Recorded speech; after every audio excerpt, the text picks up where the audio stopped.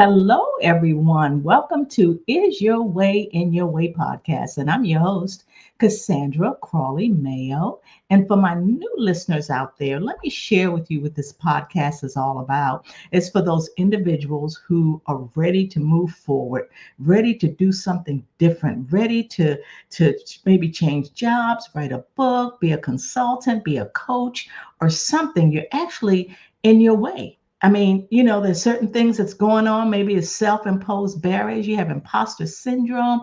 I'm not quite sure, but whatever it is, you're stuck and haven't made that move yet. So that's what this is all about. And we talk about topics on this podcast about personal and business development, and also enables you to do some self-reflection. So in other words, we want you to mitigate some of those behaviors that you may have that is preventing you from living your best life on your terms. And I have a special guest here today, and her name, I'm going to introduce you to her. Her name is Aneta. Hi, Aneta. How are you today? Sandra, I'm so happy to be here. Thank you for having me on the show. Absolutely. And what I'm going to do now, Aneta, is my listeners love to hear a little background about you. So I'm going to read your bio a little bit. So again, guys, I am so thrilled to announce our upcoming podcast today. And the title of our podcast today is Creating More Alignment, Resulting to a Greater Sense of Balance. And Aneta Ardelian Kuzma, she's the CEO and founder of Ardelian Kuzma Group. Aneta is a dynamic well-being coach and consultant who helps high-achieving professionals and entrepreneurs overcome burnout, redefine success, and create sustainable routines for optimal health and purpose-filled lives. After 25 successful years in the corporate world, Aneta embarked on a self-discovery journey that many of you guys are on, self-discovery, finding her coaching business to help others live the width, not just the length of their lives. So don't miss this insightful conversation. Not only is she a certified coach, she is a yoga and meditation teacher, breathwork, author, facilitator, host of transformation retreats, and the host of the Live the Width of Life podcast. Wow, it sounds like she just got out of her way and doing some things that I think that she just loves to do. So let's talk about that, Aneta. I'd like to know, what was life before you became the CEO of your own organization? What was life like for you?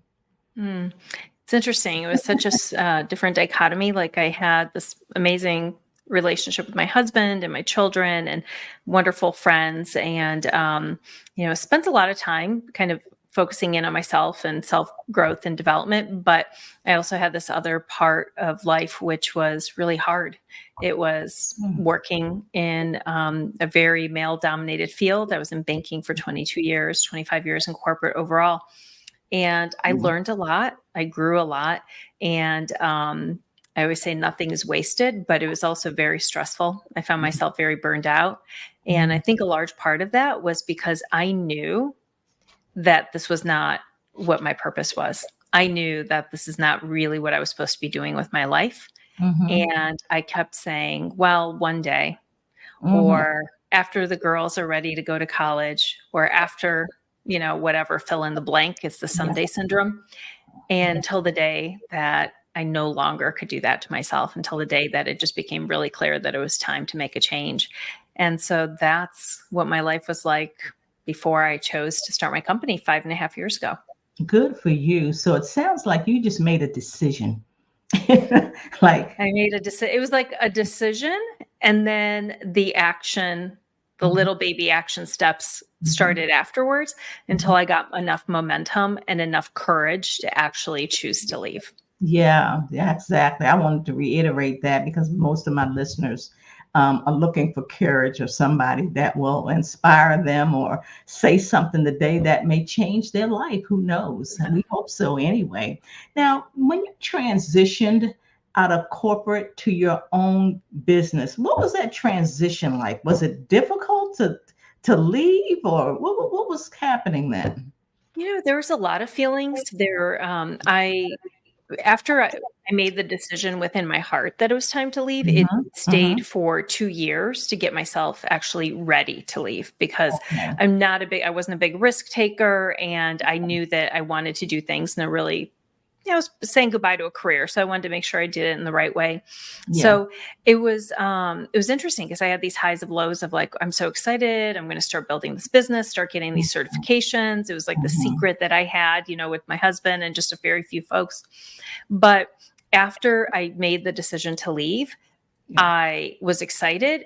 And then I also fell into fear. And so it was like Mhm. constant elevation and contraction. Mhm. And so it's different. I mean, you're making a change. Everything changes when you leave a very regimented environment where you're meeting your calendars is filled with Yeah. things that other people have put on it. And the first day of not going to work and Mhm. having a completely empty calendar, Oof. like brand new calendar, it is like I've never experienced that, because even from the time we're little, we have stuff going on. It was the first time in my life where I said, well, don't screw it up. You got to figure this out yourself now. It's up to you to Wow. decide what you do from this point forward. And Yeah. then after that, of course, it's been taking daily imperfect action towards the vision that I had for the life that, I am continue to build. Mhm. Let me ask you, um, how did you know what you wanted to do, or you weren't quite sure, but you knew what you were in was not it? Yeah, that's a really great question. I knew what I was doing was not it. And for many years, I said to myself, well, I'll just stay where I am until Mhm. I figure it out. Mhm. And that didn't happen. And so I said, you know what, I probably need to invest in a coach. Okay. And it was the first time I worked with well, actually, I worked with a coach in MBA school, but so that was my first exposure to working with the coach. And then I hired someone myself Mhm. and said, I need Mhm. help because I don't know what this is. I don't know if I'm supposed to move to a new industry. I don't know if I'm supposed to move into the nonprofit space. I'm not sure exactly. Mhm. I didn't think I actually wanted to be an entrepreneur. And when I went through the coaching process, I fell in love with coaching. Mhm. And my coach helped me to really remove any sort of barriers or limitations in my dreaming, in my thinking. And Mhm. so I got real big. I was like, I want to write a book. I want to have a Mhm. podcast. I want to Okay. do retreats all over the world. Like I started imagining things that I never thought were possible. Mhm. And by doing that first and getting so excited Mhm. about this vision for what I wanted, Mhm. you cannot help but want to start taking action in that direction. It was Wow. exactly what I needed to get unstuck. Oh, that's amazing. That's great because, we all have fear. Oh, And yeah. yeah, oh yeah. And some people say, well, you need to face the fear. So I just, want my listeners, I love your story because they have trepidations as well, Of on course. things that they want to do. And that's okay to give yourself permission, to do that. And one of the things you did that support you is you hired a coach. You found a coach. What was your methodology in finding the right person for you? It's so interesting. I knew a woman. I became friends with someone, not like super close friends, but we still would get together a couple times a year through Mhm, a YWCA program. mhm, She was a speaker. I knew she was a coach, and we would meet together for lunch every once in a while.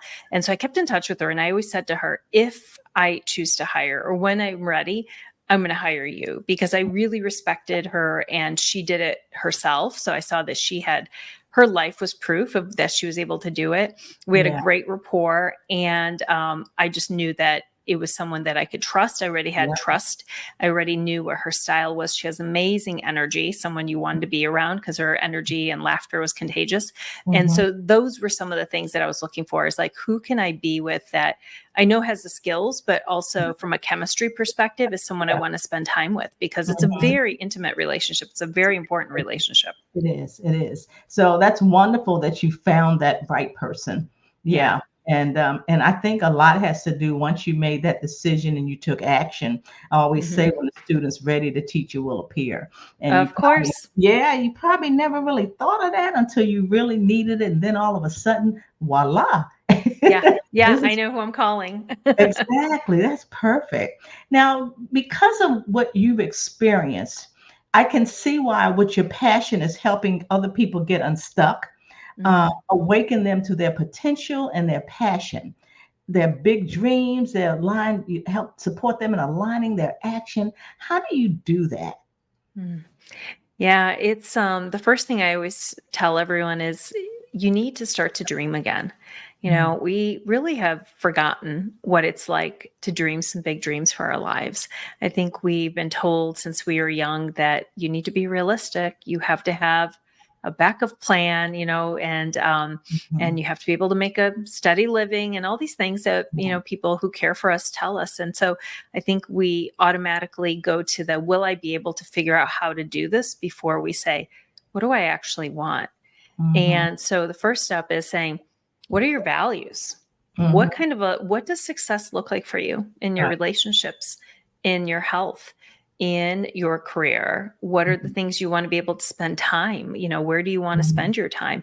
Asking really important questions about mhm. how folks want to live, how they want to experience their Yes, human experience while they are here. yes, And it might challenge everything they've ever learned because society's expectations and society's definition of what success should be for us might look very different. And yeah, many of us find ourselves having achieved all the things we'd hoped to achieve, sometimes even more, and say, oh my gosh, is this it? This can't right, possibly be it.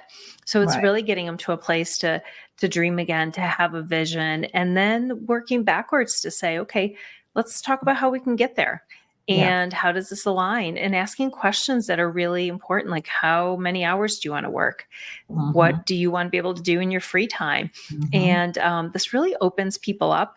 And then also creating healthy habits. I think it's really important to focus in on devotion and self care mhm, and routines that allow us to continue to play from this parasympathetic nervous system where we're able to do this type of work. Many right, of us are not able to even dream or vision if we are in a very stressful system, mhm, sympathetic nervous system because we're barely alive. We're trying to just survive. And so exactly. helping people create routines that supports where they're going is really critical as well. Right. Okay. I always say surviving but not thriving. Yeah, of Hey, course. as you live this life and you realize maybe at the end, was I really living life or Right. yeah, exactly, exactly. And I loved it when you talked about individuals that you talk to, like, what's your dream? What are your values? Because once I made my decision to leave corporate, write my book, and I'm a mentor as well. And I used to ask people from a scale of 1 to 10, where are you in living your best life? And Yeah. people like, what? Just never had the time to think about what that meant and what does success look like to them. So Yeah. yeah, so I get that. I had to do the same thing to myself. Wow. Yeah. Yeah.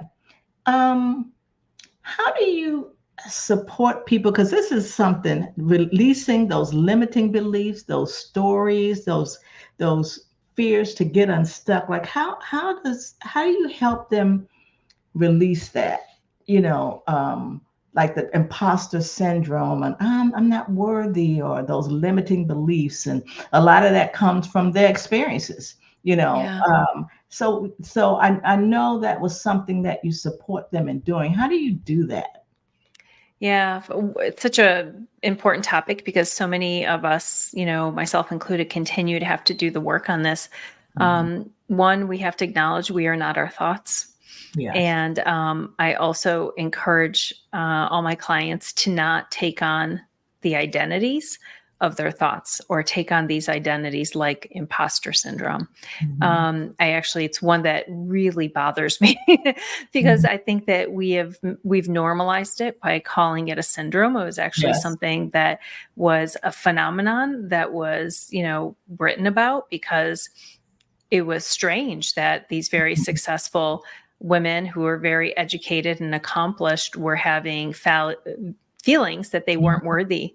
And so I think it's a worthiness issue. So a lot of times I'll ask people, let's examine what these beliefs are and are they really true? And trying to bring folks to a very objective perspective to actually start to talk about some of the fears, the limiting doubts, beliefs. It's important to get them all down, do a fear exercise, really spend some time saying, is this a high, medium, or a low risk to your life? Right. How could you minimize some of these risks? Yeah. And then what if the complete opposite were true? And that's a fear exercise I built. I saw Tim Ferriss do a TEDx talk on, and he talked about doing this very similar Stoic exercise around fear. And before he actually wrote his 4-Hour Workweek book, he didn't think he could leave the company that he was managing to go on vacation, and he was severely burned out. He went through this exercise. He decided, he was like, okay, I'm going to go for a week and a half. He ended up staying for months. He was gone for months and wrote his book, which of course changed the trajectory of his life. But he really talked about how using Stoicism was helpful. So that's the one thing that is really important, is really examining these fears. Where do they come from? What are they? Are they really true? And what else could we believe if this wasn't true? Right. And I think that when we do that, it really diffuses the fears when we're able to approach it from a very critical thinking perspective and not an emotional state. So are you, what I would say, I want to talk about that courage muscle. You know, is that courage muscle a part of what you just talked about? Yeah, I think so, because one of the things that I think is important is, and I'm doing for myself right now, is choosing to be out of my comfort zone every day, choosing to do something mentally, maybe physically, maybe spiritually, to pull yourself out of the comfort zone. Because when we do that, we grow. And it doesn't have to be something that is extremely frightening. It could be just a small step, right? It could be working out just a little bit harder. It could be running if you walk. It could be, starting a gratitude practice. It could be forgiving someone and making a call that's really difficult. Each of these things, when we intentionally choose to show up for ourselves in a courageous way, will build that courage muscle. And over time, the things that used to hold you back suddenly just don't. And you just continue to elevate and grow. Yeah. And you have individuals, your clients do this for 30 days? Well, most of my clients, my one-on-one clients, are with me for about 6 months. And so we spend a lot of time working through this. On average, most of my programs are 6 months, but I have some clients that are a little bit shorter. Okay. Because I read somewhere that you called it the 30-day challenge. Oh, I did. Yeah, I had a 30-day challenge. And also the month of March in my Live the Width of Your Life book is all about 30 days of courage challenges to really grow that muscle. So yeah, that was something that I did once online for about 30 days. Talk a little bit about your book. What triggered that book? Well, I've always wanted to write. I've always been a writer. I'll say that. I definitely do claim that identity as a writer. I love to write. I always have, and journaled for most of my life. It's just something that is a personal practice. And I made a decision that I really, as part of my business, wanted to write books. And so, and then sometimes milestones help us activate some of those goals a little bit faster. So I said, you know what, the year I turned 50, I want to publish my book. And so I did. And I wasn't sure if I was going to self-publish or publish with a publisher. And I met and spoke to a publisher. I actually went through a book proposal challenge, a program, and she wanted me to write not the book that I wrote, but she wanted me to write more of a business book, like a chapter book on what it means to live the width of your life. And for me, the vision I had for my book was the people that are my clients, they're busy. They're executives, they're professionals, they're entrepreneurs, they're students, they're people who have very rich lives. We have so many self-help books and we consume them like they're candy, and then we put them on the shelf and we don't apply nearly any of the information that we take in. Right. We might reference it at some point. And for me, I wanted a daily. I wanted something that was on someone's nightstand, something, a book that people gave as gifts, where every single day you read something that inspires you, that challenges you, that poses a journal prompt or a challenge, and you take the small daily action. So from the beginning of January 1st until the end of the year, December 31st, you will have experienced transformation in your life if you go through the book. But in a way that's bite-sized and very easy. And I think that's the feedback. People say, I love doing this. And a lot of my clients have said, wow, I've started journaling again from first time since like middle school. And so I launched the journal that accompanies the book actually a year later. Oh, good for you. Another thing that's good is that although who you partnered with to support you in this book, you like, that's not what I want to do. You know, how other people can sway you, and that's not really what you want to do, but you don't say that. So you were very clear on what it was that you wanted and look at the outcome. Oh, you know what, Cassandra, though, I should say, I sat on it. So after the publisher told me that, I sat on the book for 6 months and I didn't do anything because I thought, okay, I'm going to have to rewrite this and I'm going to have to start over. And one day in my meditation, I heard a very clear, distinct voice, like as I like channeled from God, that said, you already wrote your book, go publish your book. And I did. Good for and you. Within a month, I was like, let's go. Okay, good for you. So did you use that same publisher?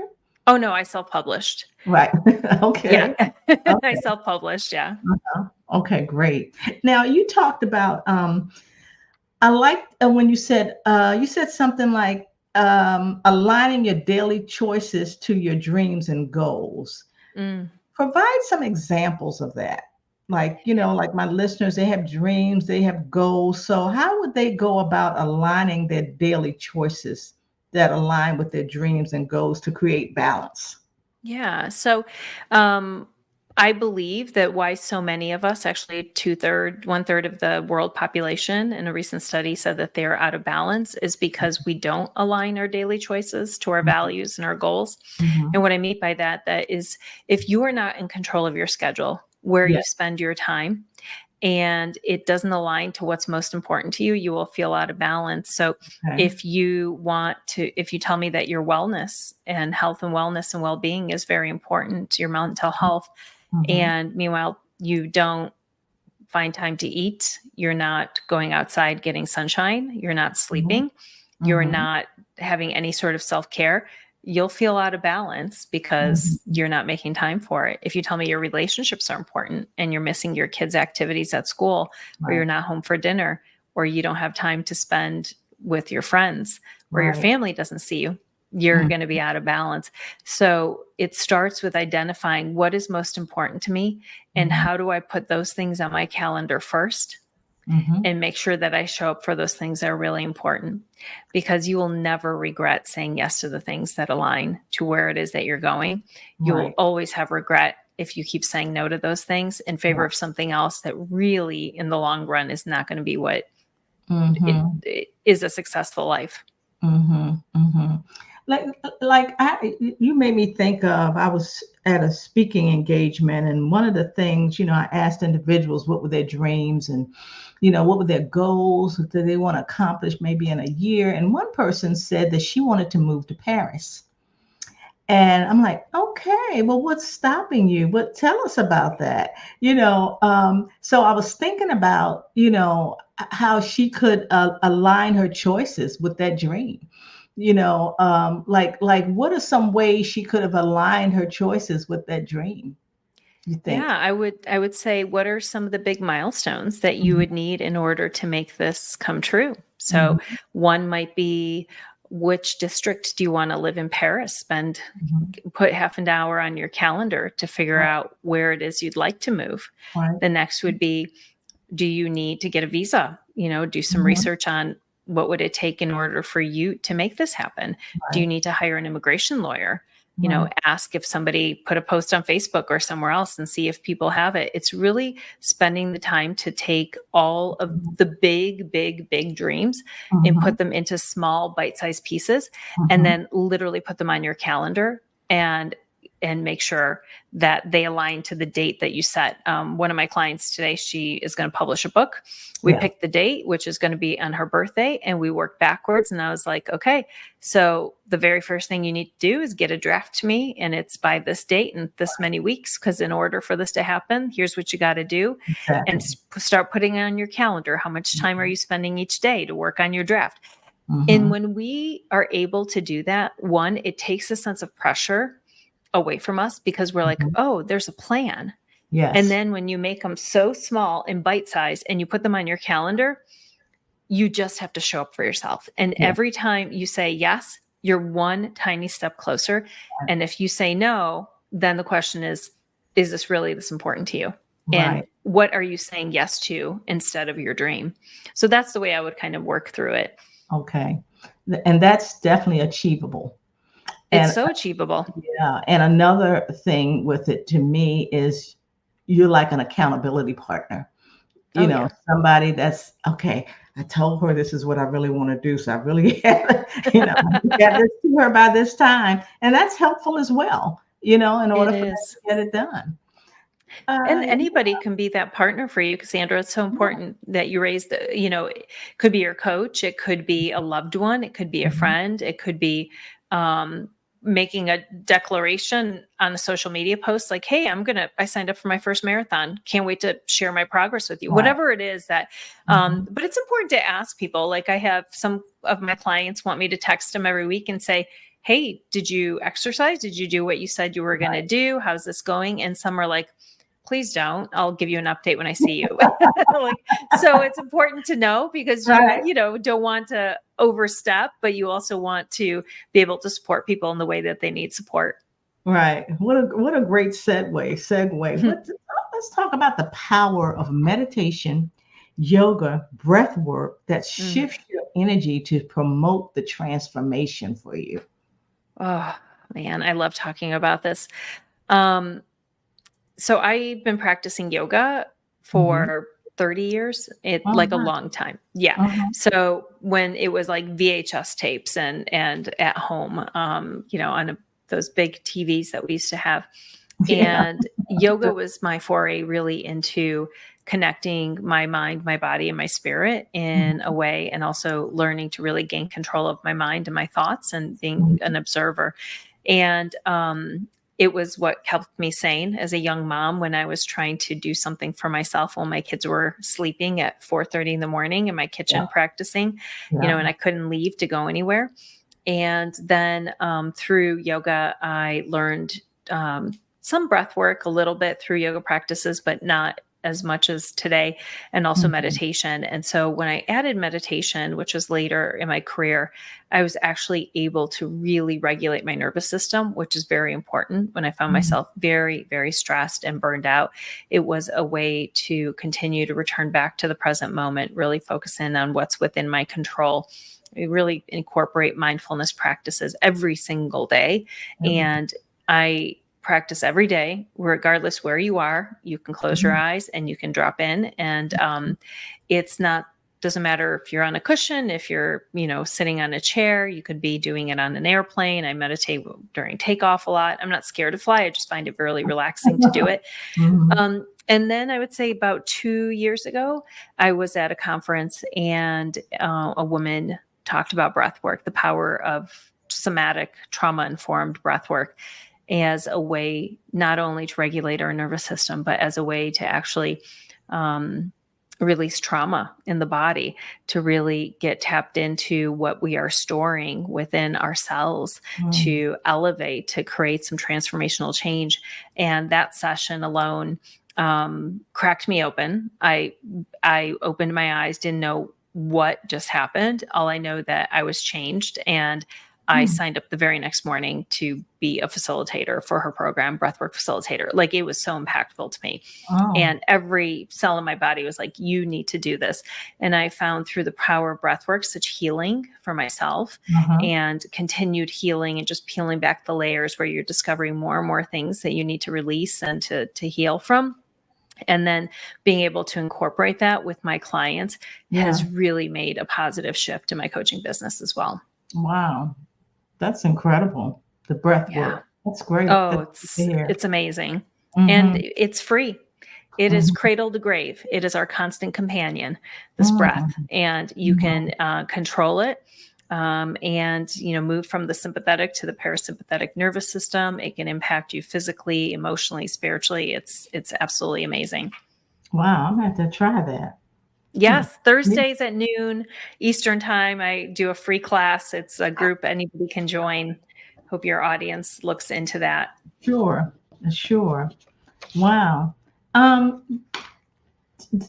Based on the work you've done, your experiences you've had, the transformation that you have endured and will continue to do so, do you think women could have it all?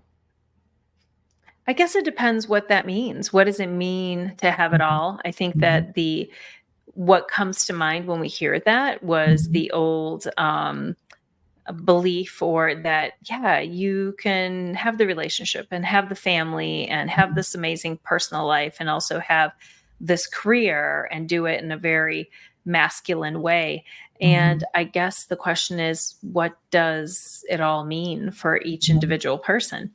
And once you define what that is and what success looks like, then we absolutely can design a life to align to that. But it does require boundaries. It requires prioritizing the things that are most important in our life. And it probably will require making some changes to the way that we automatically have been operating. So that's probably what I would do with my clients, is say, what does that mean to you to have it all? Exactly. Yeah. I read something when I was working and preparing myself for this podcast. I saw you had something in regards to, do you believe women could have it all? And I certainly agree with you. There used to be a saying that says, well, you can't have everything. I'm like, well, why not? Depending on what it is that you want. Depends what you want. Exactly. Let's talk through this and see, something that's achievable and realistic. I mean, let's not, go crazy with it. But I concur with you. Another thing you talked about, how routines could create freedom. How so? So I see that much of the stress that people have is because they're scattered. They're not focused. They can't get everything done that they want to. So they jump out of bed and check their email, start tackling things as they're coming through. It is like fight or flight all day long. And routines, and choosing to say, how do I need to nourish and fulfill myself mentally, physically, spiritually, emotionally, in order to be the best version of myself, personally and professionally, is the way that you're going to get there. And that's why I say it's so important for folks to say, what are you doing within the first hour that you wake up? If you're checking your phone first thing, guess what? You are consuming someone else's agenda before you've even had time to have a thought, to breathe, to take a moment to reflect, to say thank you, to express any gratitude. You are already on your way. And guess what? That's not a winning strategy long term. And if you're doing that before you go to bed, and then it disrupts your sleep all night long, and then you're waking up thinking about all things you're not getting done, that's not going to be successful, and it's not sustainable long term. Having the routines and defining what those things are that are your non-negotiables, and being committed to it, where it becomes such a strong discipline and devotion, is what's going to give you the freedom to be able to do all the things that you need to do. And most people think, I don't have time. And I would say, we do. We all have the same. I always used to say, Beyonce has 24 hours in the day. So do I. Like, it's the same Right. thing. And, we each get to choose what we do with that time. And Mhm. out of how many waking hours that we have, if you slept 8 hours, 16 hours, it's like 1,000 minutes a day. You Mhm. absolutely have 30 minutes or 60 minutes to focus in on Right. the things that you need to do for yourself. Exactly. And have to definitely be intentional, you know. So intentional. Yeah, because that will help minimize those habitual things that you do that's not enabling you to do what it is that you want to do. Because it's a Exactly. habit scrolling my phone, or it's a habit getting up late, jumping out of bed, So Yeah. that would definitely um, change the trajectory of your life if you have the healthy, balanced routines. Absolutely. Yeah. So I like you. What would you tell my listeners who are in their way of living their best life on their terms? What is it that you could share with them that perhaps not only inspire them, but a gem that can maybe enable them to pivot and say, wow. It's kind of like you made the decision, then you took action. Like, okay, Yeah. whether you got sick and tired of being sick and tired, or you burn out or whatever. So, um, what nuggets would you share with them today? It is never too late. If you're alive, you're breathing, it is never too late or too early Hmm. to decide that you want to do something different. Many life choices are not binary. You don't have to quit your job and start a business. You can stay in your job and also start a business. You can be in school and start a side hustle. We often limit ourselves because we think that we only have this or that as options, and there's so many more other options. So I'd say get creative about that. Hmm. It's important to have a community of other people who support you. You don't have to do this on your own. Get the support. Could be a professional. It could be someone else who's done it, who's just a couple steps ahead of you. It could be a mentor. It could be a guide. It could be a podcast. It could be YouTube. There are so many free resources if you need free resources, and there are people who have done it. So you don't need to do it alone. Hmm. And you don't have to do it all overnight. It is perfectly okay to take tiny, small, imperfect actions every single day. And if all of those things are lining up towards the goal that you want, you never know how quickly one day your dream life is going to turn into your normal life. Good. That's good. Wow. Aneta, you have definitely shared some impactful gems with my listeners, and I'm so hopeful that things you've said, your experiences have definitely resonated. And I believe that there's someone that's listening that is going to make a decision. And once they make that decision, they're going to take action. And I'm grateful that you were the catalyst to help to do that. So I'm so appreciative that you were a guest on Is Your Way in Your Way, and I would love to have you on again one day. Oh my gosh. Thank you, Cassandra. I really enjoyed our conversation. Would love to have you on my show as well. And if anybody is curious about meditation or yoga or breath work, or wants to even have a free call just to talk about anything that I shared, you can go to my website, anetakuzma.com, and find all of these free resources, and check out maybe a breathwork class Thursdays. You don't even have to turn your camera on. You can have it off and just experience it in the comfort of your home. Right. And that's another way that they can get in touch with you as well, right? Yes, absolutely. Okay. Okay. Well, listeners, this is the end of this podcast, but not the end of Is Your Way in Your Way. And I'd like to thank you for listening. I also would love for you to share this with someone that you believe that this would resonate with. So, as I always say, bye for now. God bless you. And Aneta, thanks again so much. Appreciate you. Thank you, Cassandra. Have a great day.